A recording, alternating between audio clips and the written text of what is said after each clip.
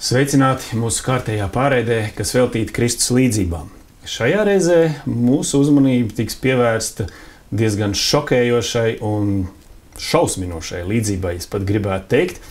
Un tā būs lasāma visos evaņģēlijos, sinoptiskajos, bet mēs lasīsim, es lūkšu Uldi, mācītāju Uldi Liepiņu, mūsu raidījuma dalībnieku, nolasīt no Mateja evaņģēlija līdzību par ļaunajiem vīna dārza strādniekiem. Tātad Mateja evaņģēlijs 21. nodaļa un lasu no 33. panta.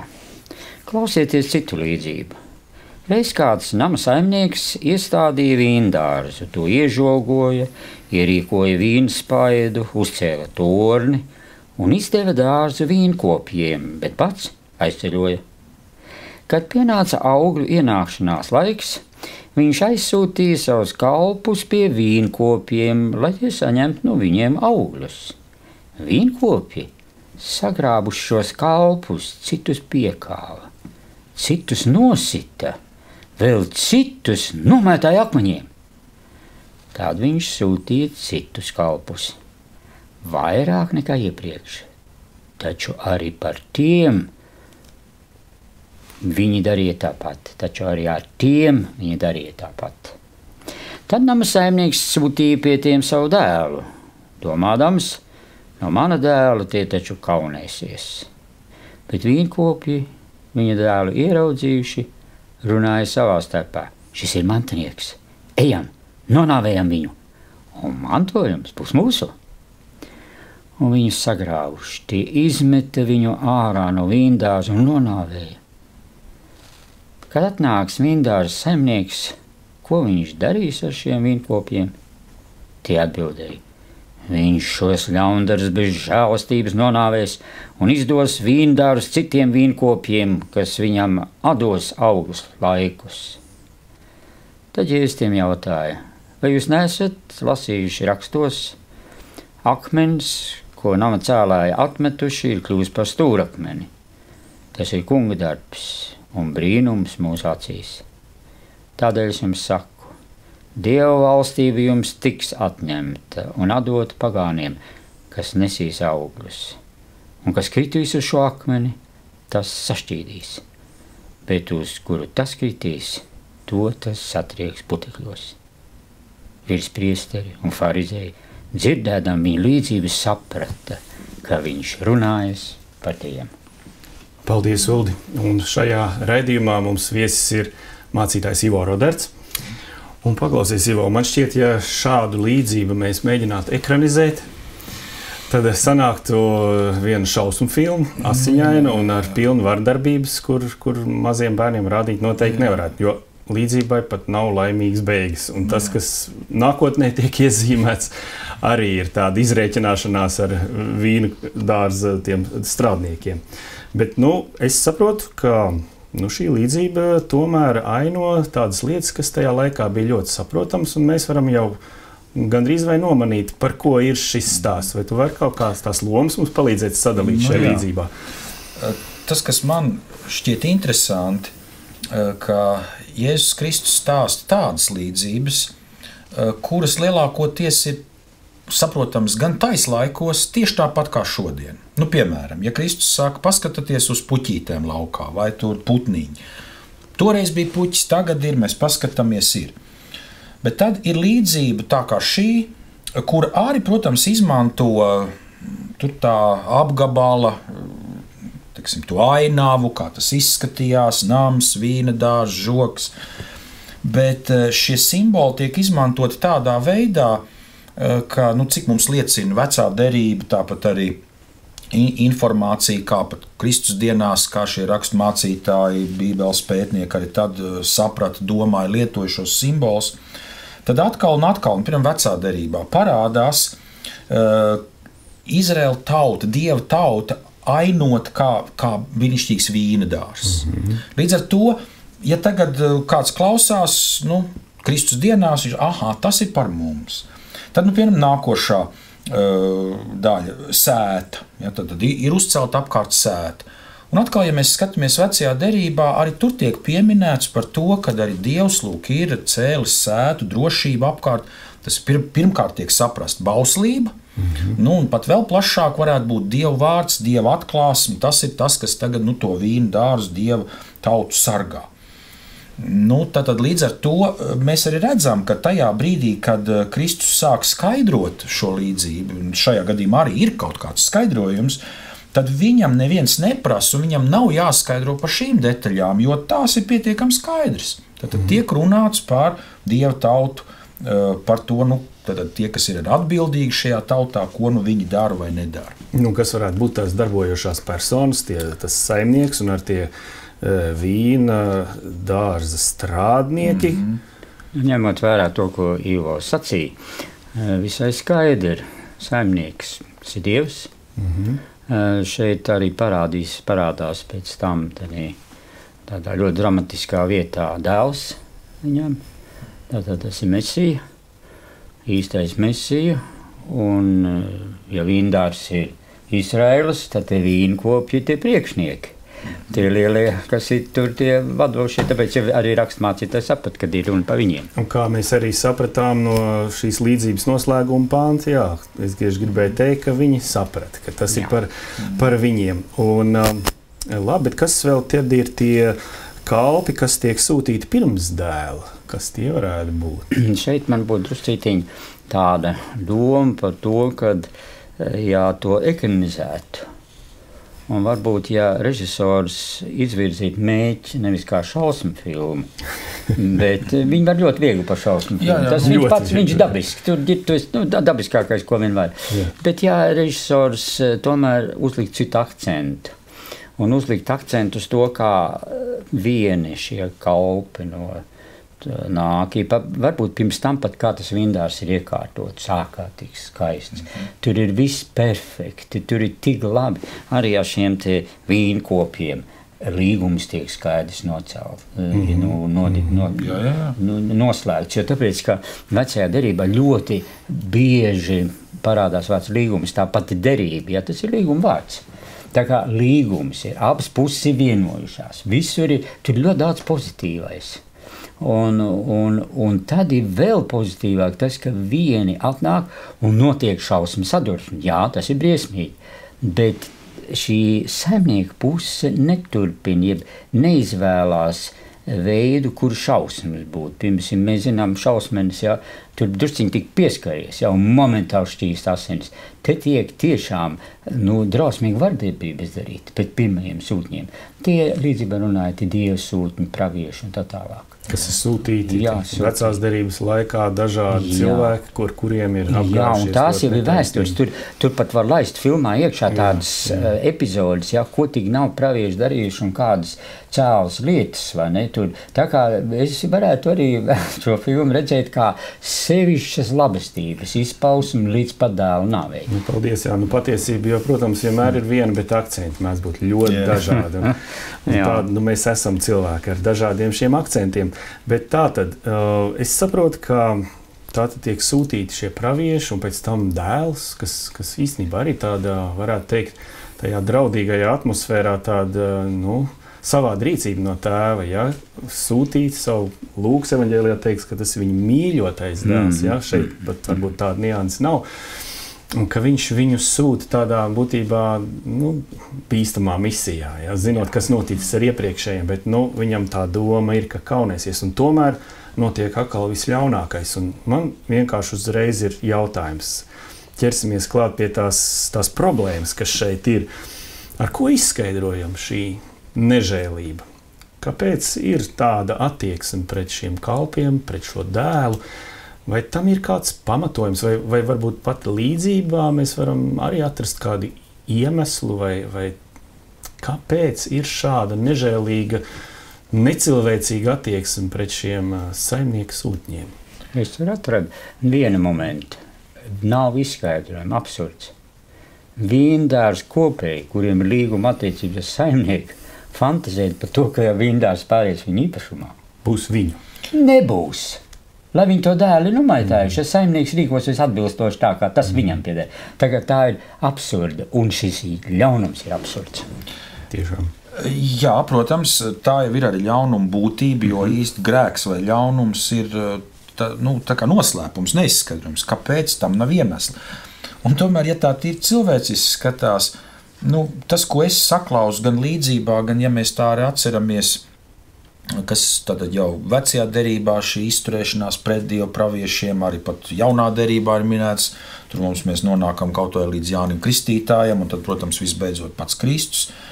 Tā ir tā kā ilūzija par to, ka tas līgums, kurš ar mums ir slēgts, ka mums ir uzticēts tagad pāraudzīt to vīndārzu, ka tas ir tā kā vienalga spēkā, lai kas arī notiktu. Es viņu nevaru citādāk nosaukt, kā tādu ilūziju, kad mums reiz uzticēja, tad viss, tad tagad mēs esam atbildīgi un kaut kāda augļu, vai viņi vairāk vai mazāk, vai mēs nedodam gluži saimniekam, kā viņš sagaidīt vai gribētu, bet mēs te saimniekojam. Tā kā tāda no realitātes atrauta sajūta, kur ir tā saimnieka autoritāte palikusi tādā gadījumā? Tie ir uzurpatori, viņi uzurpē varu, bet ir vēl viens tāds izgaismojums, ko lieto dažkārt un pašais palīdz. Bībeles pašā sākumā ir pilnīgi absurdiska lieta, kad vecākais brālis nogalina savu brāli, Kains nogalina Ābelu. Tas ir kaut kas tik absurds. Un tikai dēļ tam, ka Ābelam ir attiecības ar Dievu un viņa upuris attiecības ar Dievu. Viņam ir pilnvērtīgas attiecības ar augstāko, un viņš taisa savus upurus, un viņam nav. Un cita iemesla tur nav. Skaldība, ļaunums. Dievs, starp citu, personīgi runā ar Kainu, tur daudz ko var saprast. Un redzēt, ka Dieva skatījumā, kāpēc tavas vaigs raugās nikini, nav pamatojuma tam pašam naidam, bez iemesla naids, bet viņš ir drausmīgs. Tieši šis reliģiski fanatiskais naids, tas ir kaut kas neizskaidrojami baiss. Kaut kādas nevar saprast, kas tas ir. Un pēc līdzības tās ir īpašumlietas. Mēs būsim īpašnieki, tās ir zādzības, tas ir banditisms un kas ne. Mēs tagad būsim īpašnieki. Tā tas ir noticis, vai ne? Tu esi tikai pārstāvis, tev nekāds īpašnieks tu nesi, un arī tu nekad nebūsi. Jo ir balda likuma. Un manuprāt, tā nelaime ir tā, ka tā atziņa par to īpašnieku, šajā gadījumā, ja mēs konkretizējam tātad pār Dievu, viņi ir kaut kur pazudusi, viņi ir kļuvusi tā, vienkārši kulturāli. Mēs, protams, esam tauta, es esmu priekšnieks, vadītājs, man ir jāatbild, man jāskatās, kā jūs te darbojaties, un tas Dievs, mēs jau ejam, mēs svētkus svinam baznīcā un vēl kaut kas notiek, bet viņš vairs nav reāls. Tāpēc, kad līdzībā teikts ir tālu prom Dievu var, mēs katru dienu neredzam viņu tieši klāt esam. Protams, ir piedzīvojumi daudz kas cits un Dievu var nojaust un nomanīt, protams. Bet šajā gadījumā aizraujoties ar to savu redzējumu, pazūd tā Dieva realitāte. Un līdz ar to tāda es esmu priekšnieks, saimnieks un rīkojos kā es. Dabūs seks arī. Protams. Tad mēs faktiski zināmā mērā varētu to līdzību, es tā jūtu, tu jau tā mazliet cel mūsdienās iekšā, ka kaut kas līdzīgs iespējams arī mūsdienās tāda attieksme varētu sākt veidoties cilvēkā, no kuras šeit mēs tiekam zināmā mērā brīdināt ar tādu stāstu. Tā ir vislielākā traģēdija, ka šī līdzība, kurā ir šis ļaunums iekšā un noraidījums Dievam, ļoti skaidri runā par mūsdienām. Un arī viņa ir sevišķi skaidri, Kristus arī skaidri parādījis, ka viņš nav viens no, viņš nav maināms. Līdzīgi kā sauli jūs nevarat nomainīt mūsu saules sistēmā kaut ko citu, piemēram, Jupiteru, vai varbūt tā Zeme visā savā varenībā saules vietā tas stāsies. Nē, vienkārši Kristus ir savā vietā, kur nav maināmi. Un tie, kuri tiesās mainīt kaut ko šai ziņā, viņi iet uz patiesībā uz pašiznīcināšanos, un tā ir ļoti skaidri redzama. Sevišķi saimnieka attieksme, ka viņš sūta vienus. Skaidri redzams, kurš ir nelietis. Otrais sūta, tur ir vēl skaidrāk redzams, kurš tas ir. Un pēdējais ar dēlu, un man ļoti palīdz, manai režijai Lūkas tieši mīļoto dēlu, tur ir tik daudz skaistumi, kaut kas bezgals skaists. Un viņu bezgals skaisto, pilnīgi absurdiski, viņu likvidē. Tas ir pats par sevi, ka tādai reakcija bija būt. Interesanti, ka farizeji, rakstmācītāji gudrinieki teica, nāks bez žēlastības, tas viss jānovāc, jānodod citiem ir. Jā, paldies. Nu, jāsaka tā, ka varētu teikt, ka tā zinām mērā tiek ainotā situācija, kad ja šie vīna dārza strādnieki gribēja iegūt īpašumā šo vīndārzu, tad tie ir tātad arī mūsdienās tie cilvēki, kas it kā ir tādi, reliģiskās autoritātes un baznīca, ja, kas kaut kādā veidā vēlas pārņemt kaut kādas dieva funkcijas vai pilnībā nostāties savos spriedumos un savā rīcībā tā kā dieva vietā un ieņemt viņa vietu un kaut kādā veidā varbūt viss tā darbošanās tajā mūsdienu vīna kalnā kļūst par tādu institucionālismu, funkcionārismu, ja, kaut kādas formalitātes, tikai ārējas lietas, ja, kur patiesībā tiek īstenots tikai tāds cilvēcisks priekšstats par to, kā kam ir jānotiek. Ja, jo redzi, labi, es domāju, ja mēs runātu, teiksim, par mūsdienām vai par, teiksim, to reliģisko draudžu vai konfesiju, visu šo jautājumu, labi, neviens jau nevienā brīdī nepasaka, Dievu mēs vispār neņemsim vērā un es tagad būšu Dieva vietā, bet lietojot Dieva vārdu, faktiski rīcība liecina, ka es ar viņu nerēķinos. Jo, ja man tu nepatīc, tu, piemēram, būtu mans mācītājs, tu man nepatīc, ko es daru? Es eju un uztāju pats savu draudzi. Kur tad es varu būt priekšnieks un noteikt tā, kā man šķiet pareizi? Savu dārziņu. Jā. Un tā jau ir tā traģēdija, kas ir notikusi, jo vai tad Kristus dibinot baznīcu šeit virs zemes apustuļu, viņš tā kā ieliek, labi, tu Pēteri, tu vadīsi to draudzi, ja baznīca, tu Jāni, tev būs atkal cita konfesija. Nav tā. Ir viena baznīca, ir viena draudze. Kādā mēs situācijā šodien esam? Skumji par to tā domājot. Bet, es citiņi arī no tādas puses gribēju skatīties mūsdienās, jā. Ir tāds jēdziens. Kristietība ir Kristus. Angliski viņš ir iegājies ļoti Christianity is Christ. Un tas jau sākās 19. gadsimtā kā pretnostāja attīstībām, ateismu virzienā un tā tālāk. Mūsu kristietībā, evaņģelikāļos veidojās ļoti nopietna teoloģiskā pieeja, lai nenovirzītos no Kristus centrētas kristietības. Tas nenotika 19. gadsimtā, tikai 20 arī ļoti grūtas notika, un es ar prieku vēroju, ka šodien arī ir ļoti ietekmīgi. Ir evaņģēlija vēstneši, ir draudzes, kurās Kristus ir savā vietā. Kristus netiek ignorēts. Neaizstāja Kristu ar visādu veidu sensācijām vai vispārējo. Christianity is Christ. Kristietība ir Kristus. Tā ir kristietības būtība. Un līdz ko mēs kaut ko mainām, tad dabīgi, ka mēs uzurpējam varu, un tam ir sekas, pazudinoši, iznīcinoši sekas. Un tālāk seko šis Kristus jau tāds līdzības noslēgumā rezumējums, jā, par to, kāda ir tā saimnieka attieksme pret to visu. Un tā tad viņš saka, tāpēc es jums saku, Dieva valstība no jums tiks atņemta un dota tautai, kas nes viņas augļus. Tātad šie strādnieki vīna kalni, ja, no viņiem tā valstība tiks atņemta un dota kādam citam. Un tālāk viņš šeit varbūt mums mulsinoši liekas šī rakstvieta, tas citāts no vecās derības, ja, par šo akmeni. Psalms 118. Jā. Ko viņš īsti gribēja pateikt ar šo tādu, varbūt pirmā brīdī lasot tādu mulsinošo salīdzinājumu? Kas šeit ir gribēts pateikt? Ja, atkal ir jāņem vērā tā laika klausītāji un cilvēki. Viņu uztverē, tātad šis 118. psalms ir mesiāniskais psalms. Tad tas savā veidā ir kā pravietojums par Mesiju, par šo īpašo Dieva sūtni un tautas pārstāvi reizē, ja to, kas atrisina tās problēmas. Un ļoti interesanti, ka tur tiek izmantot šis ainojums, jo kur tad īsti stūra akmeni lieto?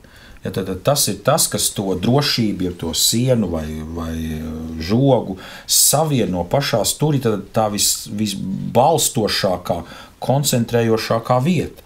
Un tas ir tik redzēts, kad lūk, tad ir bauslība, ir pravieši, tas, kas ir tā laika Dieva vārds, Bībele, un, protams, tam Mesijam ir jābūt tā jēgai, uz kur tas viss norāda. un cik traģiski, ka tad, kad lūk, viņiem ir Dieva vārds, ir bauslība, un tad, kad Mesija ir ieradies, tad viņi tā kā ir tajā. Izmet viņu ārā. Jā, tas ir tā kā tāds nevajadzīgs viņu prāt. Un Kristus jau pravieto, izmantojot šo te mesiānisko psalmu, kad lūk, tas, kas tiek tagad atmests, patiesībā kļūst vienalga. Tā ir viņa vieta būt par stūrakmeni, un viņš tas arī būs. Un tad ir tāda mulsinoša tālāk tas turpinājums par to, ka tas, kas kritīs uz šo akmeni, tas sašķīdīs, bet uz ko tas kritīs, to viņš satrieks. Kas tur ir? Tā ir, protams, Kristus tāda unikāla atsauce uz Daniela grāmatas 2. nodaļu. Bet pirmā atsauce ir uz 118. psalmu, 20. pantu, tie ir šo akmeni. Jo Kristus šādā veidā patiesībā pats runādams par visu to, viņš savieno pirmo un otro atnākšanu. Ļoti neparastā un brīnumainā veidā to tikai viņš var izdarīt. Mēs ņemam raksturietas vienu un citiem otru un pierādām savu viedokli. Bet šeit Kristus tāds, kuram pašam ir vara un spēks. Un viņš paziņo, ka viņš ir Mesija, viņš ir īstais akmens. Tur ir interesanti tālāk sacīt, tas ir Dieva brīnuma darbs. Un tad viņš saka, ka kam dēls ir, tam ir dzīvība, kam dēla nav, tad nav dzīvība. To Jānis, protams, saka, bet Kristus to saka caur viņu. Un Jāņa evaņģēlija 3. nodaļā Nikodemam Kristus ļoti skaidri saka, kam dēls ir, tas nenāk tiesā, bet tas, kas paliek bez dēla, tas ir tas beidzās. Un šī gadījumā arī, kad, ja tev ir dēls, tad šī kā briesmīgi skan, tad tur sašķīdīs. Nē, Kristus sašķaida visu atsevišķinātību no Dieva, atsevišķinātību citam no cita, atbrīvo mūs no... Kristus atbrīvo no grēka, viņš piedod. Tā ir tā atšķaidīšana, viņš atšķaida, un Pēters saka, iet pie viņa, kā pie dzīva akmenis, uzceliet no sevis. Otrs variants ir tas, kas iet līdz galam pret Dievu, tā ir absolūta, absurdiska pašiznīcināšanās. Ja, jo redzat, tā aina, ko var uzbūrt viens teikums, ko Kristus citē klausītāju prātā, tas ir vienkārši abrīnojami, jo, teiksim, kaut kādas latviešu, ja kaut vai būtu kāds fragments no folkloras, vismaz mūsu gadgājumu cilvēkiem bija jāmācās skolā tautas dziesmas, un pat 2 vārdu salikums mums uzreiz atgādinātu visu tautas dziesmu. Līdzīgi ir arī tur, jo tas ir ļoti, ļoti spilgts vecās derības šis te ainojums. Tad jūs varat pārlasīt visu Daniela 2. nodaļu Daniela grāmatā, un tur lūk ir šis sapņu skaidrojums, pravietojums par šīm valstīm, varām, lielvarām, kas pārvalda. Un tad ar ko tad tas sapnis nobeidzās, ja ir šis pravietojums?